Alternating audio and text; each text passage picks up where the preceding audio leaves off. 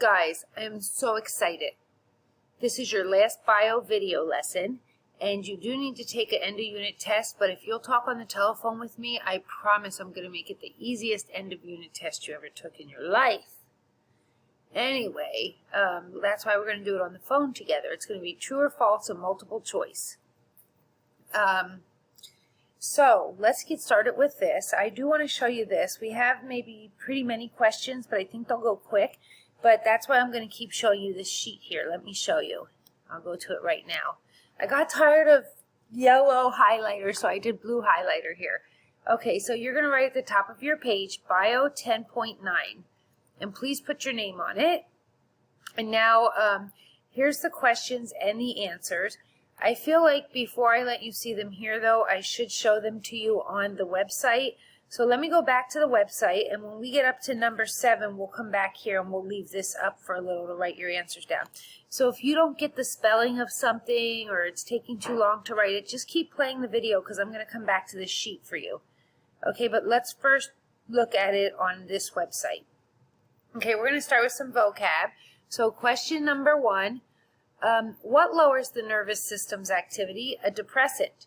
Question number 2, what stimulates the nervous system's activity? A stimulant, or increases the activity of the nervous system, a stimulant. Now, like I said, we're going to go back to the other ones. But first, how does the stimulant work? It increases the activity of what? Number 3, neurotransmitters. So there you've got 1, 2, and 3 for you. So a stimulant works by increasing the activity of the neurotransmitter, which is the answer to number 3. Let me just go down here and show you 4 and 5, and then we'll switch to that other sheet quick. I'm sorry, I'm going to show you 4, 5, 6, and 7. So a chemical that reacts to the body's function is a drug. Where it reacts is it gets on the top of the cell, the surface of the cell, and the structure that it reacts to is the receptor site. And the way it reacts is it reacts to the receptor site in the same way that a neurotransmitter or a hormone would. So let's go see what that looks like on our paper, because 2 of those go in the same one. Here's what I mean. See, neurotransmitters and hormones are the same question. That's for number 6. So now while you're writing your answers down, I'm going to go ahead and review the questions again. I'm going to scroll up just a little. So number 1, what lowers the nervous system activity? Depressant. Number 2, what increases it? Stimulant. Number 3, stimulants affect the nervous system by attaching to what? Neurotransmitters. Number 4, a chemical that reacts with the body functions by combining with the structures of the surface of cells is a drug. Number 5, this structure the drug combines with is a what? Receptor site. Number 6, these receptor sites are the same sites for what? Neurotransmitters and hormones. So this is the important part. Why do you guys like drugs? Hopefully not all of you do, but why do people like drugs? I shouldn't have said that. Why do you guys like drugs? Oh my gosh, that's terrible. I said that. First of all, I don't like when other people think that way about you. I don't even like when you think that way about you, because you lose your control to drugs. So that was really terrible of me. I'm going to say, why do people like drugs sometimes? Or why do people find drugs intriguing? One reason is because they're uneducated. Another reason is because they don't care about giving their control up, maybe. I don't know. But also a third reason, because drugs seem like a fun time. Why do they seem like a fun time? Because they attach to your receptor sites where neurotransmitters and hormones attach. And see, we love the effects from our neurotransmitters and our hormones. They make us feel good. And that's what drugs do. They attach to the same area. So anyway, a short-term effect, a thrill for a little bit of time, is not worth all the long-term damage. But anyway, that's why people love drugs.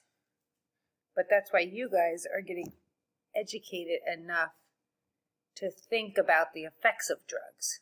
Okay. So, or that's why it's important you get educated enough. Over-the-counter drugs can be called OTCs. So, number 7, OTC. What depresses the central nervous system and acts directly on the brain? Narcotics do.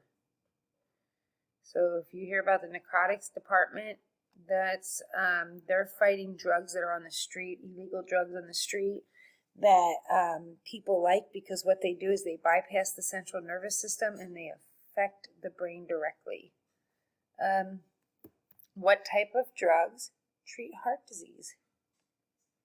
Cardiovascular drugs. And see, people that aren't educated, they don't play around a lot with the cardiovasculars because they don't affect the neurotransmitters and the hormones. They affect the heart, so there's like no big thrill in a racing heart, I guess, but a racing brain is a little more exciting, I guess. I don't know, or a brain that feels good because of hormones. The problem isn't how good it feels. The problem is all the effects it has to hurt your body and all the control you give up, and also that a lot of it's illegal. So those are the problems with it. One thing I love that they're doing now in science is like they're admitting to kids, they're admitting to young adults like, yeah, these drugs do make you feel good. Let's not lie about that. They do. Because they work with the neurotransmitters and the hormones and the nervous system. The problem is the expense that you pay, the cost to your body, the cost to your life, the cost to your control is so high that it's not worth the little fix that you get. And then if your body gets dependent on it so you can't live without it, it gets even worse. It's really bad. I mean, I just can't stand when people trick other people into getting stuck on drugs. Okay, enough of my preaching. Number 10. What type of drugs are hardly ever prescribed by doctors because they're highly addictive? Amphetamines? I don't think that's spelled right. Let's go back and do a check on that spelling, because I'm going to call bull on that spelling. Amphetamines, yep. I guess it is spelled right. Okay, great. What drug interferes greatly with the heart, first slowing it down and then speeding it up? So there is one feel-good drug. There is one drug that can mess up the heart. So maybe it's considered a narcotic, but it's also cardiovascular because it does affect the heart. Cocaine. I don't think it's the only one, though, because I think morphine does it as well. What over-the-counter drug is found in coffee and soft drinks and can become addictive, even causing withdrawal symptoms like headaches and fatigue if you stop using it? Caffeine. So you hear people talk about withdrawing from drugs, but did you know that if you use too much caffeine, you're going to have to, when your body becomes dependent on it, you'll have to go through the withdrawals on caffeine as well? What drug increases the heart rate, blood pressure? Oh, we've got some errors here. So I'll show you the answer while I fix the errors. Nicotine is the answer. It increases the heart rate, the blood pressure,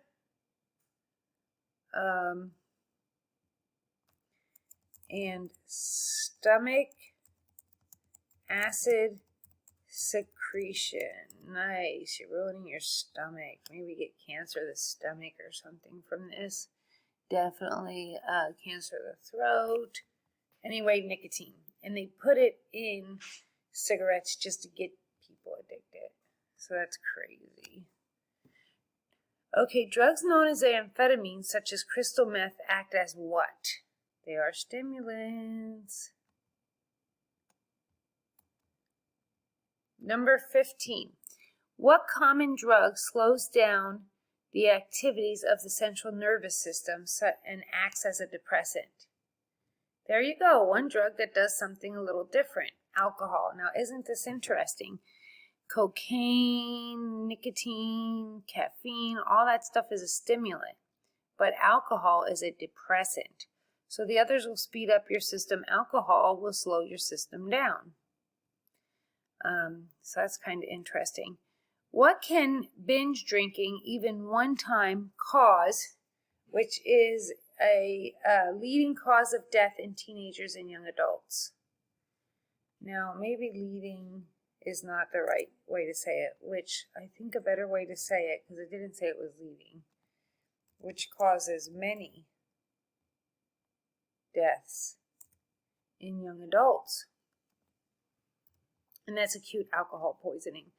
Now, what is acute alcohol poisoning? Acute alcohol poisoning is where you binge drink and you get a ton of alcohol in your system at one time, and you can die from it. And it's so easy to have it happen so quickly, especially if you're drinking something like grain alcohol where it has a very high proof, and you're not paying attention to how much you're drinking because you can hardly taste it. You're having fun. You're drinking more and more because you're chilling with your friends having fun. Before you know it, you've got way more alcohol in your system than what you paid attention to. So next thing you know, your friends are calling 911, or you're possibly dying, or because you weren't supposed to be drinking, you're hiding it. I had a friend die this way. I had a friend almost die when he was with me this way when I was in college. So it can be a very scary thing. Okay, what is used to relieve severe pain and depression in the central nervous system? Narcotics. Now guys, we're almost up to the most important question here. Just one incorrect use of drugs can kill you, but what is the real danger? One time could kill you, but the real danger is addiction. Okay, let's see. Acute alcohol poisoning, narcotics, and addiction. Okay, what is it called when a person's body actually develops a chemical need for a drug in order to function normally? Meaning at this point they can't live without the drug, even if in their head they think that they're in control, even in their head they say that they can stop, but their body truly can no longer function without the chemical in it or the drug. Physiological. Okay, so my final question is, do you want to look like this? And then the next question, did any of these people plan to look like this? Did they think they had it under control? Okay, so this girl, she already was obviously a meth user. Look at her nose and look at her pickings. But here she is a year later. This kid, he looks like he wasn't already a user. Here he is 1 year later. And take note of this. See his lips and his lips? I don't think he has teeth. Which after a year of use not having teeth, that's crazy. This guy from 2010 to 2012, look at the difference. And then this girl, 1997, she looked like she was already using drugs. 2013, look at her now. So ashamed. Do you think these guys ever wanted to look like this? Do you think they ever planned to look like this? Do you think they ever planned to get hooked on drugs? Do you think they ever planned to have drugs control their life? Or to end up where they ended up at? The best that any of these people can hope for now is a good, long, solid rehab program. And then after that, hoping that the rehab program sticks. So guys, that's really scary for me. I don't want to assume that any of you have taken or used drugs, but you guys know as well as I do, and I talked about it earlier, it is a thing. Like, you know, obviously the main reason kids come to our school is because of drugs, but there are other reasons. And drugs are really heavily used in teenage population because they want to be crazy, they want to be rebels, they want to do their own thing, they want to do everything they're told not to do, and they're really uneducated about where you're going to be in 10 years if you're still on that drug habit. Or let me guess, you're not going to be on that drug habit. Okay, that's what these guys never said. So anyway, please don't think about it as preaching. Think about it as caring about you, because I do care about you guys. And good news, you are done bio!